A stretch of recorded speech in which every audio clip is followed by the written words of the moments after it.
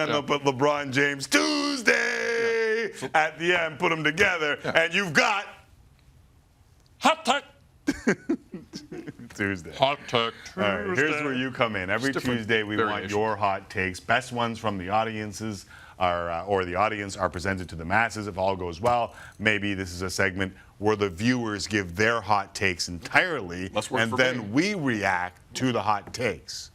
Got it good, and since you understood, we always get tweets and emails asking us why we aren't talking about this or that. Here's your chance. We let you tell us where to start the show. Now we're letting you program the topics. It's Hot Take Tuesday on a Thursday. Got it good, and that's since you understood. Let's begin with the Giants.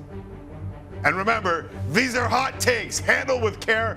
Please remember, no wagering, and the arguments you are about to hear are meant to spur on conversation. So keep it respectful. I beg of you. It's not possible, is it? Not in 2019. No, everyone's a douchebag. Hot take number one.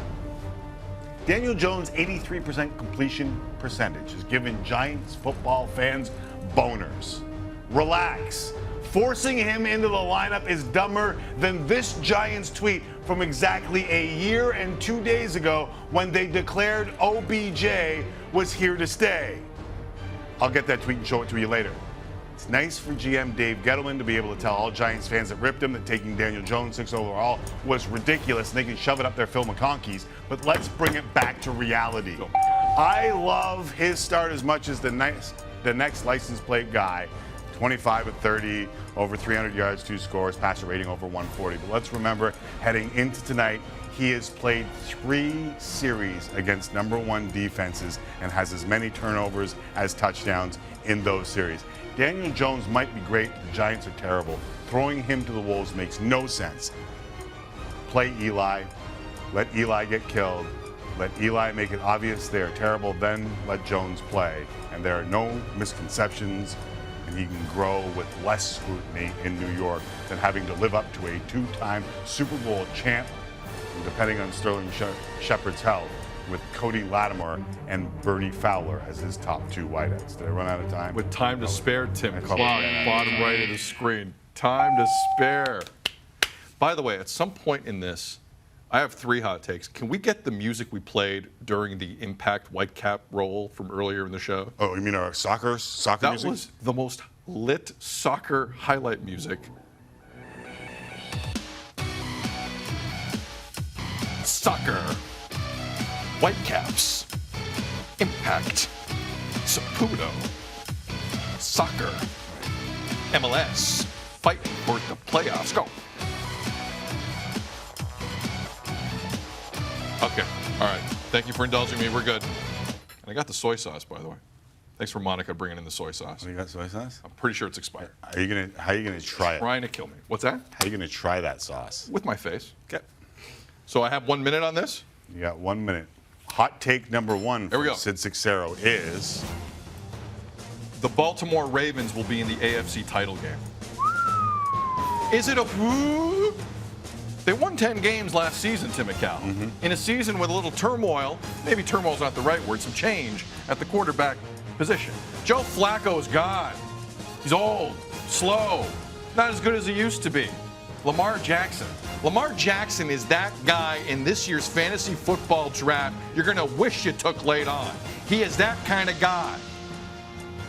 Mark Ingram, running back, brought in. Earl Thomas, safety, brought in. Ravens made some changes that were subtle, but looked pretty good on paper. They already won 10 games a season ago. This kid, Lamar Jackson, has been thrown at a far more accurate rate in the preseason. As you can see, despite the fact that didn't count, he's got some moves. I am all about the Ravens. I am all about winning more than 10 games this year. I predict they will be in the AFC title game. Deal with it. Clock. Are you worried about Lamar Jackson getting hurt? I'm worried about everyone getting hurt. Right. Yes. I'm worried about a lot of people getting hurt. Yeah. But if they stay healthy, I like this team a lot. It's a big if they stay healthy. And speaking of staying healthy, hot take number 2 Here we go. for Uncle Timmy. Here we go. The 49ers and Jimmy Garoppolo are in trouble. And after 8 starts and $74.1 million in guaranteed money, Sixero, this is about as disconcerting as Ronnie Lott's finger. It's not that Jimmy G's not good or didn't deserve the money. It's just that quarterbacks need to be put in the position to succeed. And for all of Kyle Shanahan's success as the quarterback whisperer, Sixero, there is pressure on him and the GM, Jonathan, to be good quick. And he needs a healthy pivot to get it done. Even Tom Brady, coming off a torn ACL, struggled to get it done. Consider this, the GOAT went from 50 touchdowns, 8 picks before his ACL injury to 28 and 13. With Bill Barnwell recently pointing out that Brady had his highest interception rate since. Breaking news, Jimmy G is not Tom Brady. And if you remember Kyle Shanahan's time with Robert Griffin III in Washington, not only was he not all that patient, he may have contributed to the crushing of the career of a kid who looked like he would be the next big thing by rushing him back too quick. That grapple. Oh, so close. Get the line in. I was just going to say you got that. A good line. I was going to say that grapple with Garoppolo might be their undoing in San Francisco. Just beaten by the buzzer. You were close, McCallum. You were really close. You knew when I said that grapple. It's dangerous. It's dangerous.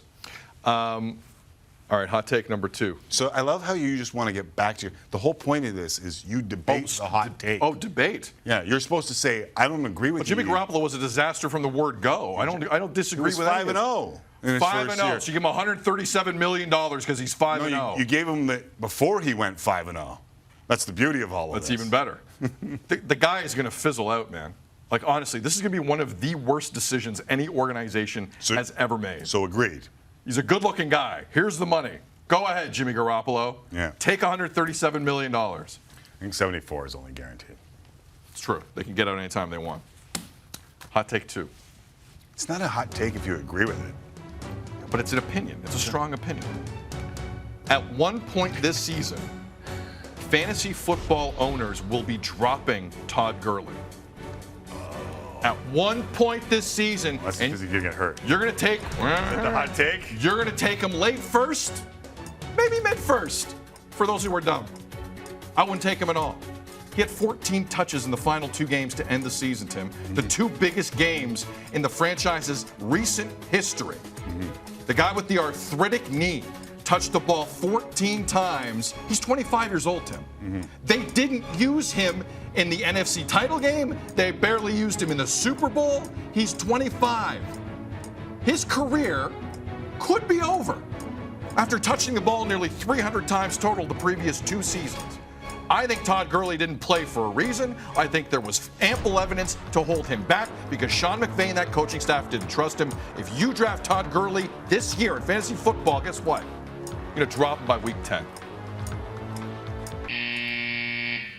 You're hitting them. I missed that is unbelievable. I missed that one a little bit. Is that?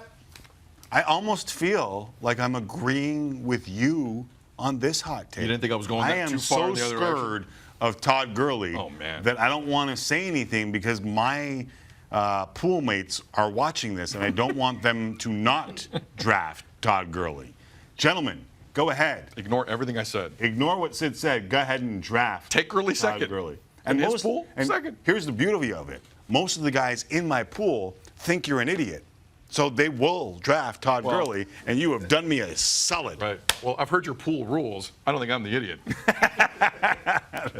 We'll keep that topic for another day. Solid he told me take. everything. Yeah? Who's the idiot? I got the soy sauce and the brains here. All right, here's my final hot take of the day. Okay. U.S. women's soccer player Carli Lloyd will be on an NFL roster this time next season. Woo! While you think this might be a stretch, slow your roll. This is a warm take at best. My girl is on tape hammering 55-yarders at the Eagles-Ravens practice last week.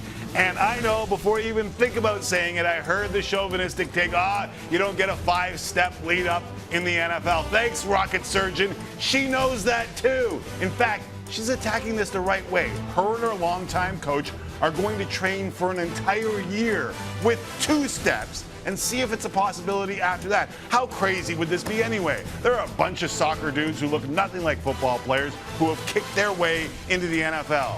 What's the difference between Carli Lloyd and Ali Haji Sheikh, or Daniel Carson, or Zane Gonzalez? you could argue, Lloyd already knows how to deal with the pressure, and not sure if you heard, but NFL teams could use some decent PR. Given the league's track record and perception of women, they could use a bit of a facelift. Lloyd, Tokyo Games starts that change, and if you're scared, don't be. It's only a matter of time. It's only a matter of time. There you go. 3 seconds under the post. Before it happens. See, this I want to get into a little bit. The league does have a PR issue with women. Absolutely. What did you make of what Keenan Allen tweeted yesterday about her situation? That if a kick is blocked and she's on an NFL roster and she's on the field, she legally becomes a defender who is eligible to be blocked. Correct. That doesn't freak you out at all. How does that differ from Martine Gramatica? How does that differ from any one of the other soccer players, not the Australian football players, not the guys who played rugby, not the guy? How does that there are a bunch of guys who look like they had no business being on a football field with a single bar around their cage. What I'm asking is, how does that differ? You don't think there's going to be a guy on that field looking to make a point? I believe that will happen, and I know that will happen. That's all I'm saying. But if Carli Lloyd wants to do it, who cares? Okay. If a snap is fumbled and she picks it up and she's a live ball carrier, go ahead, tackle her. I think she knows this getting in. That's my point about all this, is that this isn't some fly-by-night idea. She's going to work a year on it. People are going to tell her what's going to happen, and if she still wants to do it, by all means, all the power to her. Heard a clip of her coach today, her soccer coach, saying they're going to work on the two-step kick. Yeah. And see where that goes, and because she's obviously got the leg. It's unbelievable. They know what they're doing, and to suggest that they don't know what they're doing, like Keenan Allen, I think it's ignorant. But I'm not worried about her. I'm worried about some guy on special teams who wants to trend. That's what I'm worried about. I'm not worried about whether or not she can take a hit. If she's on a football field, she's made that decision. I'm fine with that. You mean like someone cheap-shotting her? Yes. Happens all the time. However you define Have you watched that. football? I have watched football, and that's why I'm bringing it up. And never mind a guy who knows full well he's going to become a story with Carli Lloyd on the field and a block kick and an opportunity. That's what I'm a little concerned about. Yeah, but I would love to get a roll of all the unathletic kickers that we have seen. Sebastian Janikowski was a kicker in the NFL. That's funny. The Grammaticus is a great example. They were 20 pounds soaking wet. Right. Yeah, I'm with you. There's a bunch of guys that had no business knowing what anything was on the field. They just could kick a ball. Okay. And they were out there. And I don't see how that's any different. All right. Okay. Final hot take. Antonio Brown will not catch 5 touchdowns this season. Oh, my God. Really? That's an oh, my God? We finally got the one we disagree on. That's an oh, my God. You didn't even go out on a limb. Really? Either. 5 touchdowns. So Ben Roethlisberger. Every one of your hot takes has to do with an injury. Ben Roethlisberger is the same quarterback as Derek Carr. This preseason, he's actually worked with his quarterback enough in any game action whatsoever to have any type of chemistry with Antonio Brown, who, by the way, burnt both feet, who, by the way, spent more time wondering on an ugly helmet trying to get out of that than he did practicing with any one of his teammates. This guy has spent every ounce of his energy publicly not focusing on football. We've seen it in Hard Knocks. We've seen it on social media. We've seen it in a lot of places. This guy's not focused. This guy's not ready. This guy doesn't care about winning. This guy said in an interview with Joe Darlington before the season he has nothing to prove to anybody. He has nothing to prove to not even his teammates. This will be a fantasy disaster and a team-wide disaster. Antonio Brown's going to suck this year. Huge. Huge. How are you seeing the clock? I got lucky on that one.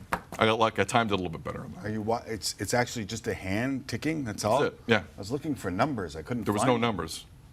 That would make it easier. Let's have a sundial next time. Most of that I agree with. Do you remember Amari Cooper? Yeah, Amari Cooper was run out of town. Do you remember what he did with the quarterback that he had no experience with after he got to Dallas? Who's better than Derek Carr? Yes. I don't think this back and forth between quarterback and receiver that everyone's talking about is that big a deal when it comes to what both you and I have agreed upon is the best receiver in the game. On his day, yeah. With the numbers that you just saw, the best receiver in the game. Now, I don't think that he is going to light it up there, but 5 touchdowns? I know that's got to be a hot take. It's a hot take, Tim. It's not medium take Thursdays. He had 15. It's hot take Thursdays. I think it's being overblown how much you need. We've seen wide receivers get picked up at deadlines all the time because they don't have to get into, they just run their routes, get open, and they'll hit you. Between you and me, I think he's going to get 13. But for the sake of the segment.